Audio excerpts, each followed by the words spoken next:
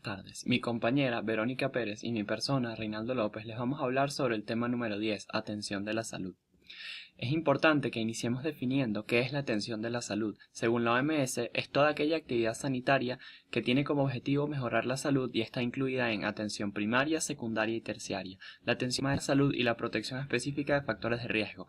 Debemos recordar que la atención primaria debe estar capacitada para resolver aproximadamente 85% de los problemas de consulta. Por su parte, la atención secundaria se encarga del diagnóstico precoz y tratamiento oportuno por especialidades básicas. Por lo tanto, se realiza en aquellas instituciones de salud que cuenten con cirugía general, medicina interna, ginecología y obstetricia, pediatría y psiquiatría, dejando para la atención terciaria procedimientos especializados y de alta tecnología. Entre la atención primaria y secundaria deben abarcar el 95% de los motivos de consulta. Se debe diferencia entre un nivel de atención de la salud y un nivel de prevención. Los niveles de atención son una forma ordenada y estratificada de organizar los recursos para satisfacer las necesidades de la población, mientras que los niveles de prevención, según Lebel y Clark, son medidas destinadas no solamente a prevenir la aparición de la enfermedad, sino a evitar las consecuencias una vez que ésta se haya establecido.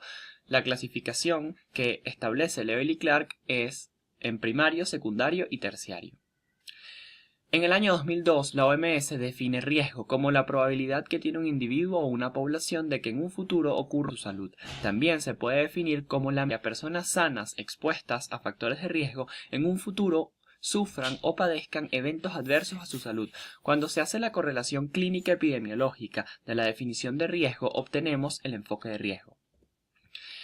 Este enfoque de riesgo es un método clínico epidemiológico que permite abordar el riesgo, los factores de riesgo y la condición de riesgo tanto individual como colectivo, mediante la cual los servicios de salud pública planifican y ejecutan acciones pertinentes que buscan disminuir, modificar o eliminar dicho riesgo de forma individual o poblacional. ¿Qué es un factor de riesgo? Los factores de riesgo son características observables e identificables en un individuo o población que se asocian con una probabilidad aumentada de experimentar un daño a la salud. Se pueden clasificar en biológicos, económicos, socioculturales, ambientales, entre otros. La evaluación de riesgo es un método sistemático que nos va a permitir estimar la carga de morbilidad que es atribuible a un riesgo en particular. ¿Cuál es la importancia del enfoque de riesgo? Lo primero es que determina las prioridades de salud de un grupo específico o de una población. Es una herramienta que permite reorganizar dichos servicios de salud en base a las necesidades de una facilita la distribución de los recursos de los centros de salud. ¿Para qué se usa dicho enfoque de riesgo? En el interior del sistema de atención de salud nos permite lograr un aumento de la cobertura, ya que aumentamos la disponibilidad de recursos, los cuales van a ser ahora destinados en base a las necesidades de una población. Por lo tanto, aumenta el acceso de los miembros de esa población a los centros de salud y se modifican los factores de riesgo, ya que la atención de la salud está dirigida hacia la priorización de dichos factores de riesgo que tienen un mayor impacto. Con respecto a fuera del sistema de atención en la salud, nos basamos en atención familiar y personal, ya que se obtiene información sobre los factores de riesgo y se establecen condiciones de vida saludables. También en el sistema de atención a la salud podemos lograr una reorganización del sistema de la salud utilizando el enfoque de riesgo, ya que se optimiza el uso de recursos y se logra una capacitación adecuada del personal de salud. Por su parte, fuera del sistema de atención a la salud, permite originar o crear políticas intersectoriales, las cuales establecen una relación bimodal entre distintas instituciones de salud y, muy importante, permite establecer la atención comunitaria, que incluye la participación de las comunidades en el sistema de salud para así conocer y poder controlar de una forma más eficiente los factores de riesgo que tienen un mayor impacto.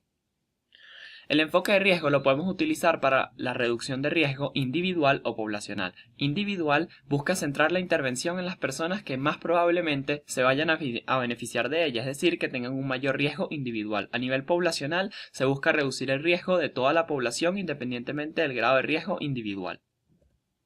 Es importante recordar que tanto el enfoque individual y poblacional la mayoría de las veces se usan de forma simultánea. ¿Cuáles son las estrategias? A nivel individual se estimula la creación de un vínculo de interacción entre las personas y el personal de salud para modificar el comportamiento individual, y a nivel poblacional se deben implementar políticas y campañas de promoción de la salud dirigidas al público en general.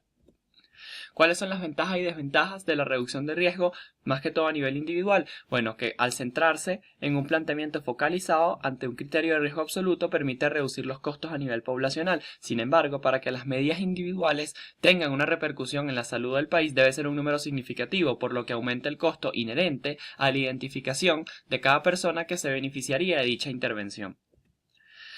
Aquí tenemos ejemplos prácticos sobre el enfoque de riesgo que nos permite reducir el riesgo a nivel poblacional, sobre todo en el caso de la población a nivel de enfermedades no transmisibles, que son cardiovascular, respiratorias crónicas, cáncer y diabetes. Dentro de estas medidas encontramos cesación tabáquica, actividad física, que está recomendado al menos 150 minutos por semana de actividad física aeróbica, y se debe evitar el sedentarismo promoviendo campañas sobre la realización de pausas activas, las cuales constan de una interrupción de 1 o 2 minutos durante el trabajo, en la oficina o en la casa, realizando una caminata corta y así evitamos el sedentarismo prolongado.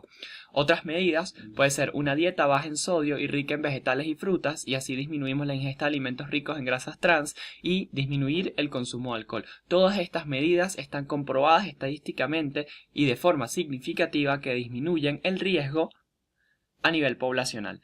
Con respecto a la práctica individual, nos vamos a centrar en enfermedad cardiovascular y diabetes. En la enfermedad cardiovascular, en aquellos individuos que cumplan criterios farmacológicos para hipertensión y hipercolesterolemia, se debe indicar dicho tratamiento porque está demostrado que disminuye la progresión de la enfermedad cardiovascular. Otro ejemplo es la prevención de un segundo evento cardiovascular utilizando antiagregantes, betabloqueantes y ECA-HuARA2. Con respecto a la diabetes, se debe promover modificaciones del estilo de vida y administrar metformina en pacientes que tengan alto riesgo para diabetes tipo 2, es decir, prediabetes. Se debe promover en diabéticos y prediabéticos un control glicémico y de la hemoglobina glicosilada y que mantengan una presión arterial que sea menor a 130/80. Por último, en aquellos pacientes con prediabetes se debe promover la evaluación anual del fondo de ojo, ya que la retinopatía diabética puede ser una manifestación inicial de la diabetes. En este cuadro podemos evidenciar un ejemplo donde se correlacionan factores de riesgo, la presión arterial y los criterios a nivel individual de si cumplen o no para iniciar tratamiento. De esta manera vamos a evitar o a disminuir el riesgo de progresión de la enfermedad cardiovascular. Sin embargo, el mejor ejemplo que nos permite correlacionar el enfoque de riesgo y la reducción de riesgo poblacional individual son las pólizas de seguro HCM, que es hospitalización, cirugía y maternidad. Porque las pólizas de seguro van a ser un negocio de riesgo en el cual se calcula el riesgo del asegurado en base a los factores de riesgo más predominantes en una población y según un grupo etario. Por lo tanto, siempre hay que recordar que el ejemplo que nos permite representar de una forma idónea el enfoque de riesgo a nivel poblacional e individual son las pólizas de seguro. Con respecto al enfoque de la medicina integral, según la OPS, son el conjunto de lineamientos fundamentados en principios en concordancia con la población que buscan implementar acciones de vigilancia del medio ambiente, promoción de la salud, prevención de enfermedades y vigilar y controlar el daño para brindar una atención dirigida a la recuperación y rehabilitación de la salud. ¿Cuáles son las características del enfoque de la medicina integral? Es que debe ser una atención integral, integrada y continua. Los servicios se organizan en una red compleja. Tenemos que el punto céntrico o el eje del enfoque de la medicina integral es la atención primaria de la salud y tiene un mayor poder resolutivo ya que se busca el acercamiento de las comunidades y que éstas participen en los servicios ambulatorios. ¿Cuál es la importancia? Es que enfatiza la participación de la población en el proceso de generación de la salud y gestiona los recursos a fin de garantizar la satisfacción de las necesidades de la salud de forma equitativa, eficiente y de calidad. Es importante establecer, para hablar sobre las modificaciones de la organización sanitaria, un breve recuento histórico de dicha organización en nuestro país. En 1984 se logra el fortalecimiento de la estrategia de atención primaria de la salud. En el año 2003 inicia el Plan Barrio Adentro. En el año 2006, con el nacimiento del Ministerio para el Poder Popular de la Salud, se fortalece la atención primaria de la salud mediante la misión Barrio Adentro. En la actualidad, en el año 2015, se originan las áreas de salud integral comunitarias, las cuales absorben a Barrio Adentro. Desde 1999, dicha organización sanitaria se encuentra en un cambio constante, que tiene como base el enfoque de riesgo y el enfoque de la medicina integral, que se utilizan ambos para lograr un modelo de atención integral a la población y originar un sistema público nacional de salud que se rija por los principios de universalidad, equidad, integración social y que sea gratuito. ¿Cuál es la importancia que tuvo Barrio Adentro en el año 2003 en esta organización sanitaria? Es que inicia la transformación de la red sanitaria asistencial y sienta las bases de lo de atención integral. Sin embargo, cuando las áreas en el año 2015 absorben Barrio Adentro y se crean nuevos lineamientos en la organización sanitaria, se establecen las nuevas bases para la creación de la red de atención comunal de salud que fortalecen el sistema público nacional de salud con su enfoque preventivo, promocional e integrado en la salud. En la actualidad en Venezuela tenemos que funcionan ambos organizaciones sanitarias. Tenemos los niveles de atención de la salud primario, secundario y terciario y la red de atención comunal de la salud a nivel comunal, distrital, territorial y estadal. Es decir, en la actualidad tenemos una mezcla entre ambas organizaciones sanitarias.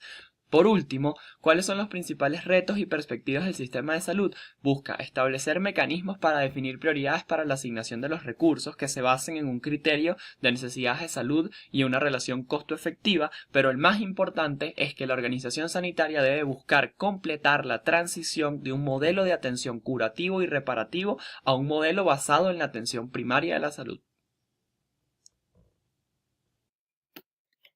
Vamos a continuar hablando de la atención de la salud y para ello empezaremos a hablar de la atención primaria de la salud. Primero, ¿qué es la atención primaria de la salud? Según la OMS y la UNICEF en 1978, en Alma Ata se define como la asistencia esencial basada en métodos y tecnologías prácticas, puestas al alcance de todos los individuos y familias de una comunidad. La atención primaria también representa el primer nivel de contacto de los individuos, la familia y la comunidad con el Sistema Nacional de Salud, llevándolo lo más cerca posible al lugar donde residen y trabajan las personas. La atención primaria de la salud también está llevada a cabo en los ambulatorios rurales tipo 1 y tipo 2 y en los ambulatorios urbanos tipo 1. Esta atención primaria debe tener ciertas características, entre ellas debe ser integral, quiere decirse que se debe enfocar en los problemas y necesidades de salud de las personas desde un punto de vista biopsicosocial, considerando tanto sus componentes biológicos, psicológicos y sociales. También debe ser integrada. Esto quiere decir que se deben realizar actividades de promoción de la salud, de prevención de la enfermedad, de diagnóstico, de tratamiento, de rehabilitación y de análisis del entorno social. También debe ser continua y longitudinal. Esto quiere decir que debe desarrollar sus actividades a lo largo de toda la vida de las personas, en los diferentes lugares en donde vive y trabaja y en el seno de todos los recursos. También debe ser activa, es decir, que los profesionales deben trabajar activamente para diagnosticar precozmente. También debe ser accesible. Esto quiere decir que no deben existir barreras entre la comunidad y el sistema de salud. También debe ser desarrolladas por equipos. Estos equipos pueden estar conformados por personal sanitario como médicos y enfermeras o personal no sanitario como trabajo social. También debe ser comunitaria y participativa. Por lo tanto, la comunidad debe formar parte del sistema de salud e involucrarse en él. También debe ser programada y evaluable. Esto quiere decir que debe seguir un cronograma y deben ser pautados objetivos para que posteriormente pueda ser evaluada la eficacia de la atención en salud.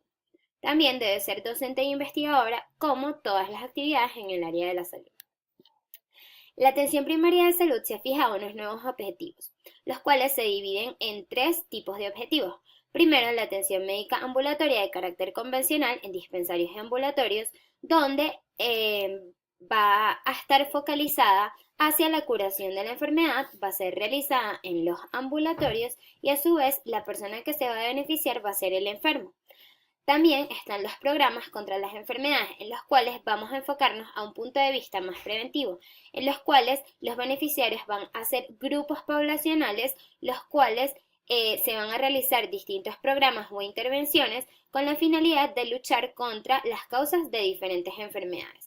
Y por último tenemos la atención primaria centrada en la persona, en la cual se busca incorporar al sistema de salud a la comunidad mediante personas asociadas que se puedan unir a la gestión de salud y por lo tanto esta se vea involucrada en el sistema. Es importante que estas reformas de la prestación de servicios tienen como objeto situar a las personas en el centro de la atención sanitaria para conseguir que los servicios sean más eficaces, eficientes y equitativos. Ahora vamos a observar cómo está distribuida la atención primaria de salud. Primero tenemos el círculo azul más oscuro, en el cual está el equipo de atención primaria, que es la base de la atención primaria de salud. A su alrededor estará la comunidad, que debe formar parte activamente de este sistema de salud, y en la comunidad también hay otros servicios como los servicios sociales, los trabajadores sanitarios y los grupos de autoayuda, y alrededor de este sistema de atención primaria estarían otros sistemas más especializados como lo es los hospitales, las ONG, los servicios especializados de prevención, los servicios diagnósticos y la atención especializada. También debemos hablar un poco de lo que es la situación de esta atención primaria de salud en Venezuela. Estos son los sistemas del sistema sanitario venezolano anteriores a la misión Barrio Adentro, el cual constituye la actual atención primaria de salud o lo que se pretendía según el gobierno actual. Hay ciertos problemas que han venido arrastrándose a lo largo de los años, entre ellos la desinversión social, la privatización directa e indirecta, el predominio de los aspectos curativos de la atención, olvidando los aspectos preventivos, el deterioro de la infraestructura pública por un deficiente mantenimiento de la misma, también una desarticulación y fragmentación del sistema de salud, un abandono de los protocolos diagnósticos y tratamiento precoz, un abandono de la atención de primer nivel y un crecimiento exuberante de la población sin crecimiento de la red pública, lo cual condiciona una disminución del número de camas por habitante. Actualmente, la atención primaria de salud tiene como base las áreas de salud integral comunitaria, las cuales a su vez están divididas en los consultorios populares y los centros diagnósticos integrales o popularmente conocidos como CDIs. ¿Qué buscan estos consultorios populares? Los objetivos siguientes fueron planteados en el año 2003 para ser cumplidos en el año 2006. Primero que todo, promover y cuidar la salud integral de personas, familias y comunidades. También identificar y practicar el diagnóstico temprano y la consulta periódica de control de la embarazada, así como practicar la vigilancia nutricional y contribuir al logro de una alimentación adecuada. También buscaban impulsar la construcción de comités de salud y redes sociales bajo control comunitario y propiciar los espacios para la educación en salud y para el saneamiento ambiental básico. Ahora vamos a hablar un poco de la importancia de la medicina familiar. ¿Qué es la medicina familiar? Es aquella que se encarga de atender los problemas relacionados con el proceso salud-enfermedad de forma integral, continua y bajo un enfoque de riesgo en el ámbito individual y familiar, considerando el contexto tanto biológico como social y psicológico. ¿Cuál es la importancia? Que la medicina familiar constituye la herramienta principal para lograr una atención primaria de salud de calidad, ya que la atención primaria de salud es la estrategia. ¿Cuál es la importancia de la medicina familiar? La medicina familiar es una medicina preventiva clínica que pretende el mantenimiento de la salud. También tiene una terapéutica clínica ambulatoria, un abordaje integral de los problemas de salud. También tiene visitas comunitarias domiciliarias, urgencias médicas, cuidados en hogares e intrahospitalarios. Y también tiene una participación y organización de actividades comunitarias en salud y educación comunitaria. Ahora vamos a hablar un poco de los programas de promoción de la salud y sus definiciones. Los programas de atención en salud son un conjunto de acciones implementadas por un gobierno con el objetivo de mejorar las condiciones de salud de la población. De esta forma, las autoridades promueven campañas de prevención. ¿Cuáles deberían ser las partes de un programa de salud? Primero, la introducción, luego el diagnóstico, luego el plan, que debe tener una programación de actividades, y por último, las conclusiones. Ahora vamos a hablar de los programas que actualmente se encuentran implementados por el Ministerio del Poder Popular para la Salud. Entre ellos tenemos los programas de lactancia materna, de tuberculosis, de inmunizaciones, de SIDA, de diabetes, de enfermedades cardiovasculares y el Programa Nacional de Atención Integral del Niño, Niña y Adolescente. Entre los programas de promoción de salud tenemos el programa de tuberculosis, el cual su objetivo general es reducir el riesgo de enfermar por tuberculosis en los pacientes con indicación y en tratamiento con terapias biológicas. Entonces, lo que se pretende con este programa primero es la evaluación médica por un especialista, bien sea neumonólogo, internista o infectólogo, previa al inicio de la terapia biológica.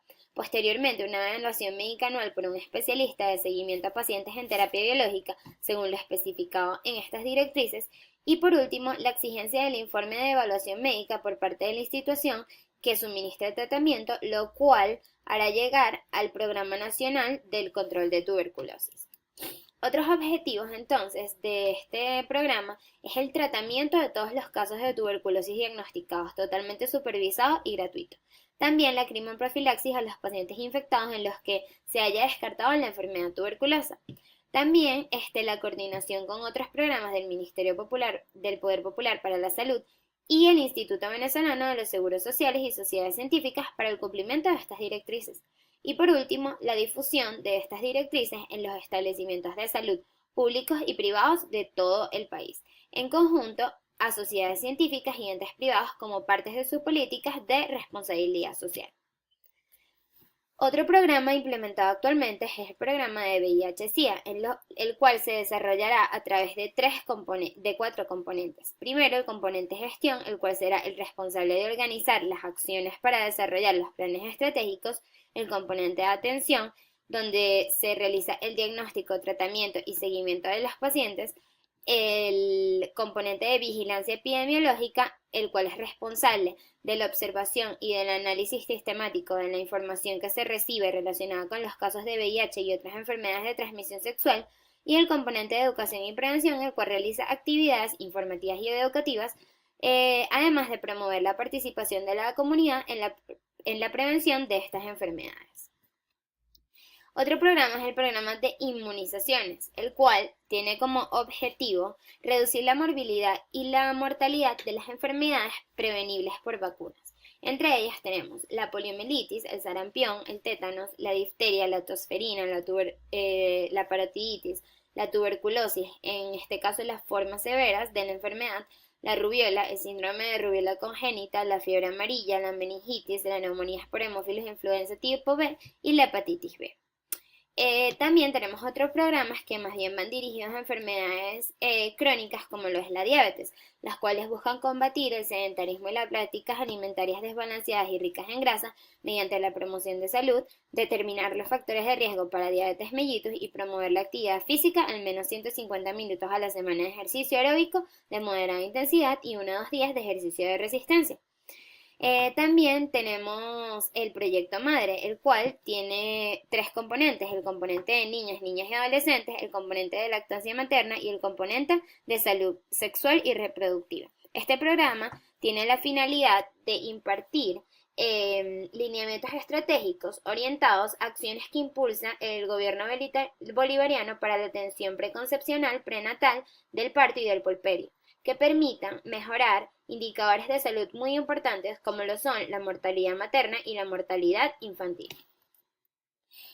Otros proyectos es el proyecto CAREM, el cual pertenece a la Dirección General de Programas de Salud, el cual tiene por objetivo promocionar e implantar medidas protectoras de vida y conciencia para reducir los factores de riesgo de enfermedades crónicas no transmisibles, entre ellas las insuficiencias renales, los cálculos renales, la hipertensión arterial, etc.